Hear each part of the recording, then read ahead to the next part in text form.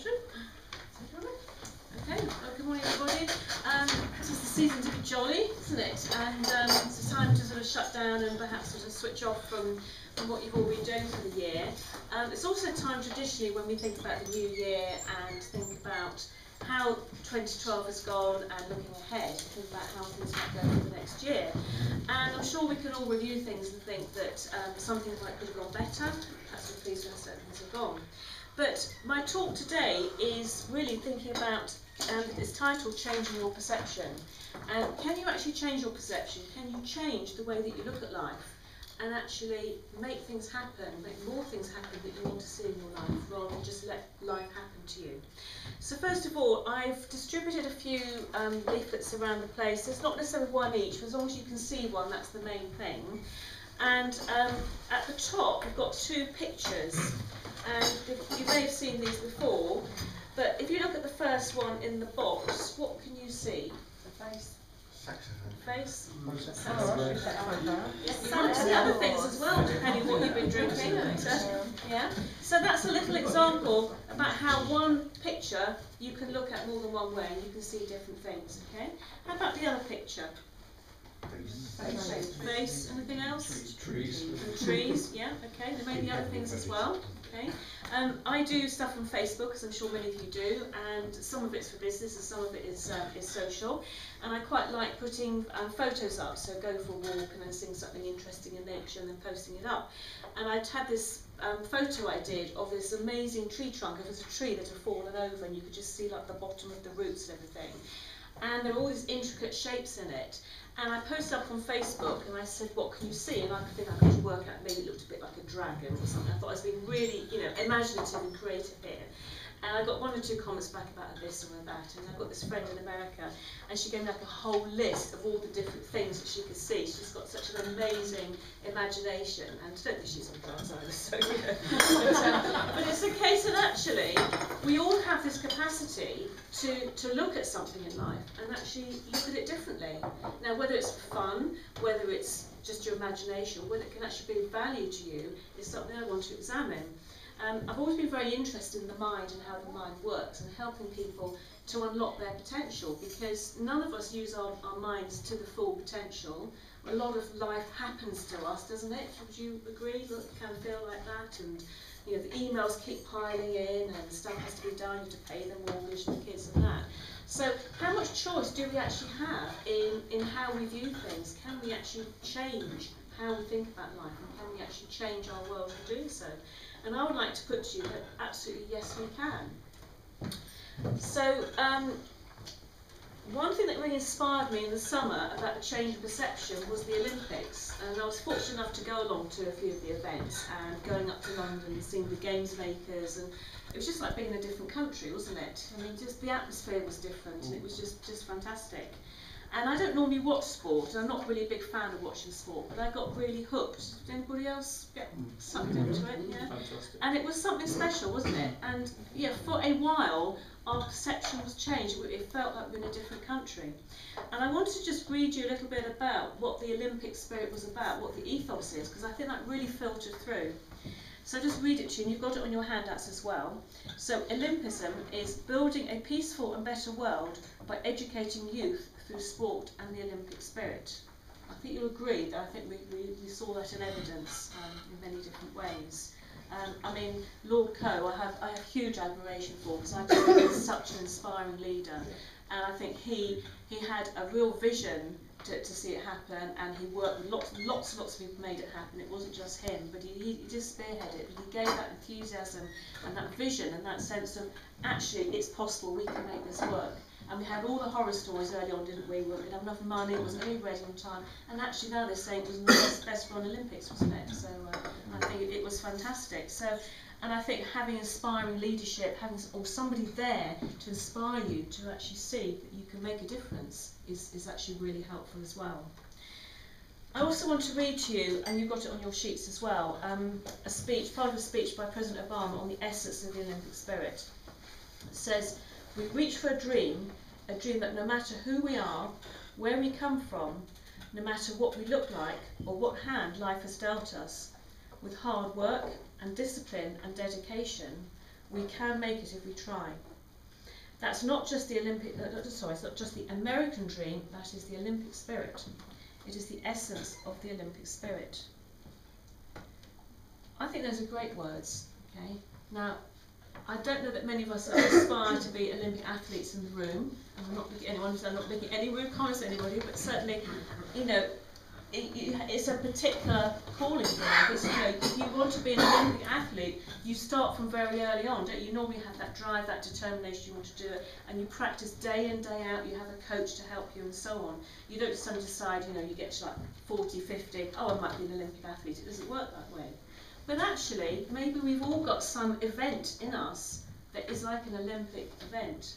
It may not be a physical one, but maybe it's a dream, something that you've thought about, you've been interested in since childhood or more recently, or sometimes, you know, life comes along, people are affected by illness and they get interested in doing fundraising for cancer charities and so on, all sorts of things.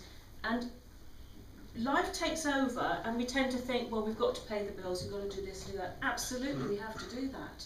But actually, maybe there's something, maybe there's an Olympic event that we're actually really, our blueprint is to actually do that. That's really what we could go into training for. We could have some coaching to do that.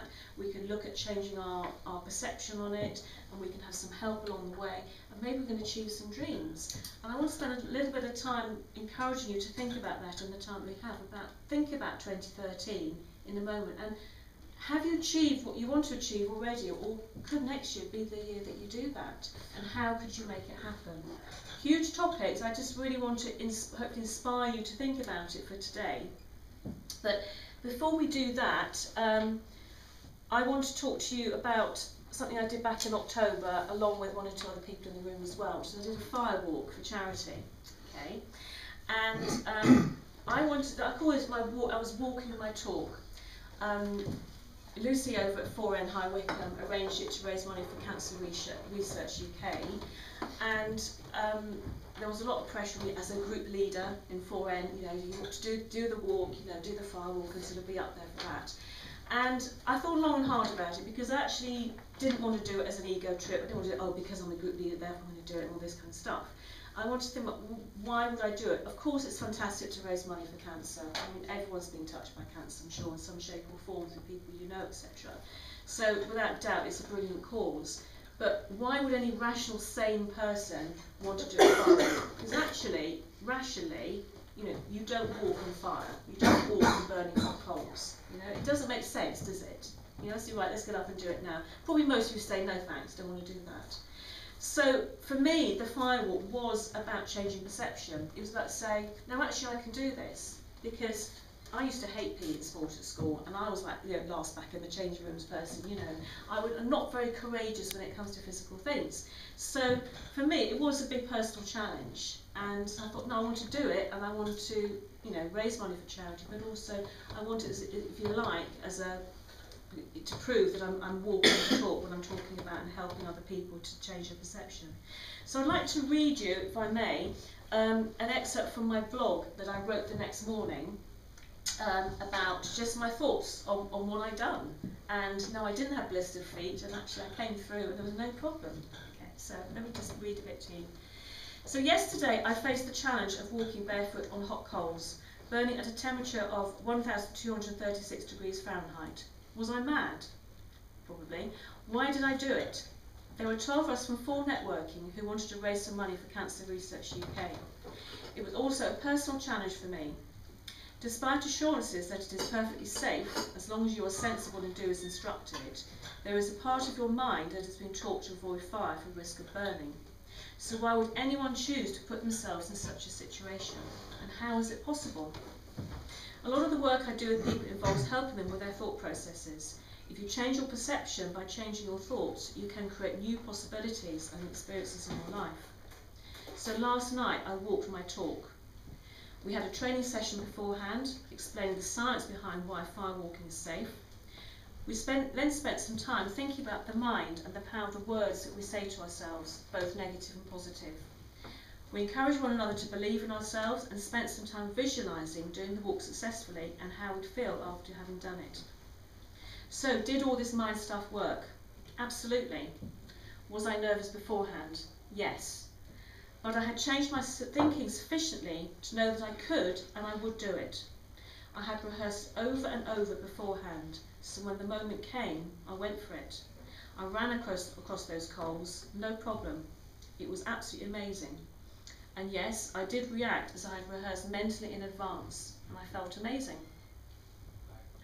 So now what? Was that just a one-off? Okay. To keep applying the principles of positive affirmation and visualization in my own life, and to help others discover the amazing power of our thoughts to change our perception, and so change our world in a real and powerful way.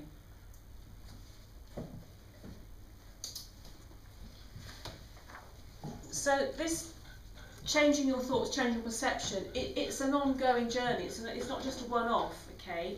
That was, and those of you who did the firewalk with me, I surely agree, it was an amazing experience. And but it's easy to have a one-off. It's easy to have one-off of the Olympics. All the hard work gone into it, but in some ways it looks like a lot of it's fizzled out. I mean, I know they're talking about legacy, and I'm sure stuff is going under the wire. But you go back into London and people are miserable, and all those people talk about recession, and where's the work positivity gone? And it's very easy to think, well, that was just a flash in the pan, wasn't it? That was, can it actually be a lasting change? Now, you may be that your dream, to bring it back to you, your dream might be something personal, it might be something to do with your business, it might be something to do with a passion you've got to help in the community, something globally, politically, some good cause, whatever it is. But if you've got that passion, that desire to do something, I would really encourage you to think about going after it and thinking how you can make that a reality in 2013.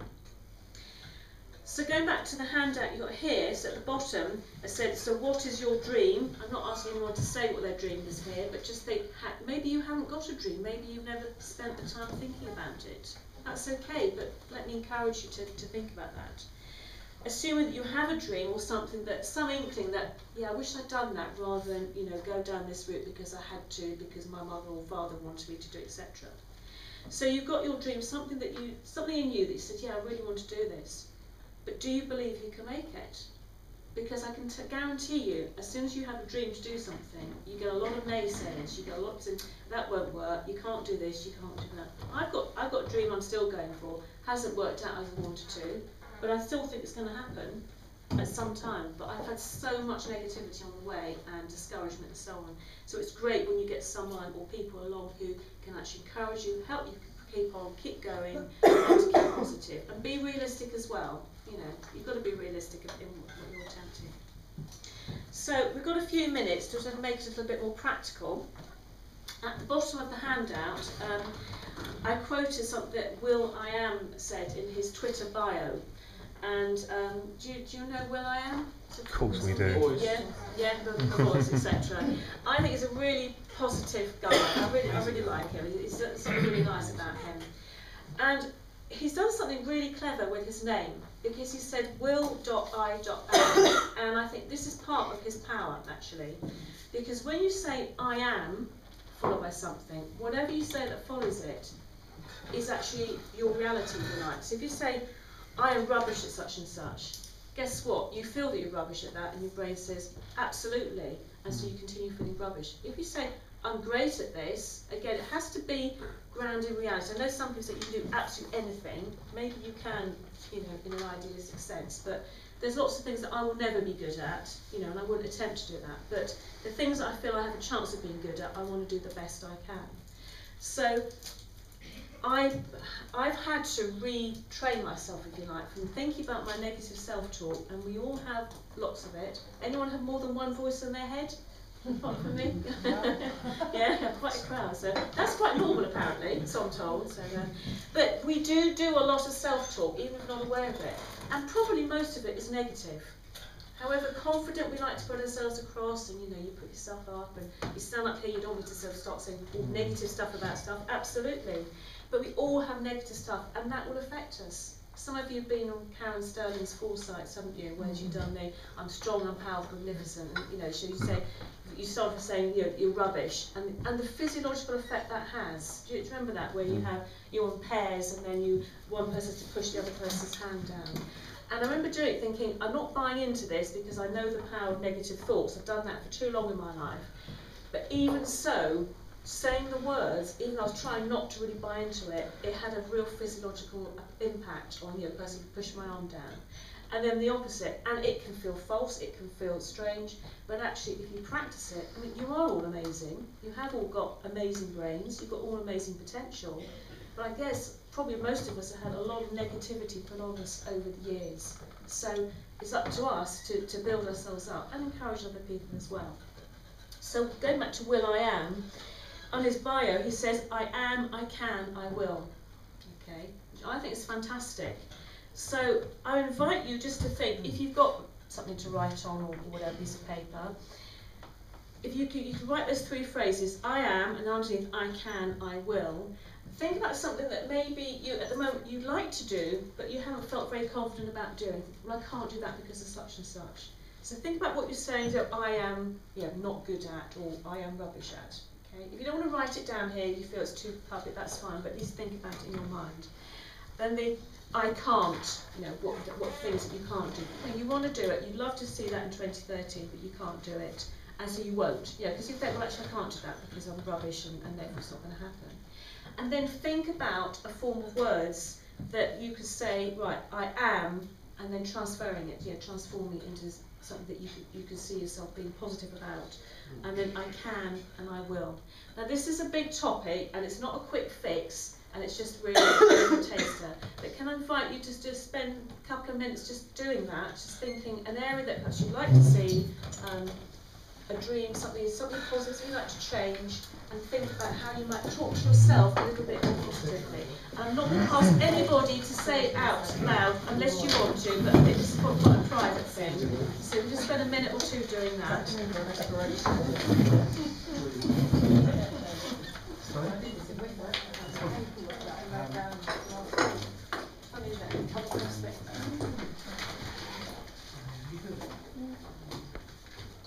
You can use your placemats. You can write them on your new placemat.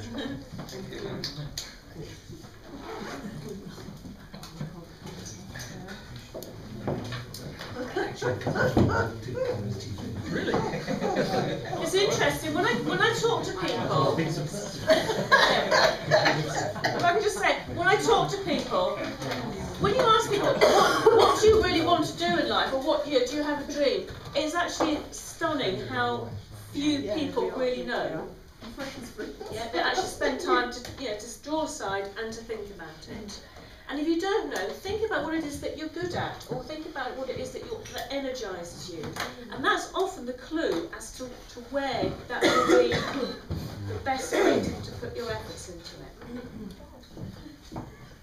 I'm doing a series follow-up, I'm not doing one about sex. Just the 3 phrases. Yes. Without any other association, I can, I will. What you say that's helpful for you, just to say that? Yes. Yes. Yeah. And it feels different when you say it, doesn't it? You just like, I mean, why the English cycle team was so good, British cycle team, was because it's in the mind. Yeah. There's all great sports people. Yeah. They could be just as well trained as each other. Yeah. But the one that's got that positive will win the game. But it's also part of the funding as well, and they have the psychologists that support. Yeah, that's the thing. They have to have those people. It makes a lot of difference. Yeah. There's no point me standing up and saying I can be a wonderful Olympic athlete, because I can't. So if you think about the Olympic athletes, how much support they need to win, Yes. the same as what business owner actually needs to actually run a business. Absolutely, and I think that's the You part need a where. psychology, you Absolutely. need a coach, Brilliant. you need... Well, I'm available. Yes. Foren's the perfect As a community. I'm going to phrase I'm warned about my desk. And this is whether you think you can, whether you think you can't, all right. Yes. If you think you can do it. You want it coach. So whether you think you can, whether you This think you can't, country, all right. people don't And I think that's really something. Okay, I think time's almost up. People are beginning to feed back some sort of interesting quotes and observations. One thing that just was reminded of, I went to the Olympic Stadium, and I went on Super Saturday in the morning, so I wasn't there for the fantastic evening, but it was building up. And what really struck me was when a GB athlete came on, we all just really got behind this person, you know? And you just, this energy, this collective energy that came on, and just willed these people around.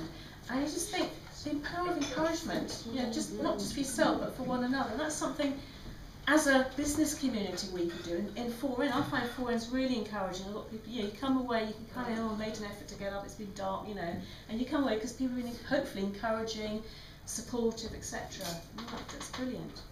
We've only got a couple of minutes left, so any other comments or observations? Anyone who's maybe done some of this stuff? I thought what was amazing was that woman that had her legs blown off in yes. 7, whenever it was, 07. Yes. And she won a gold medal in Paralympics. Yes. And that was incredible. Yeah. She could have been just sorry for herself for the rest of her life, exactly. couldn't she, and gone nowhere. Exactly. And she, so power of positive absolutely. thoughts. There's a huge power in the mind. She had recognition on that because she was awarded with something. Yeah, you see a speaker, the sports person Europe, she was a fantastic speaker as well. That's a fact. Yeah, she won the award. Yes, a stunning achievement. Yeah. Any other comments? So, stunned silence. Well, I hope that's got you thinking a bit. It's not easy, I have to say. Well, I haven't found it easy, but it's so worth actually working at, you know, to get the results that you want. So thank you for your time. Okay.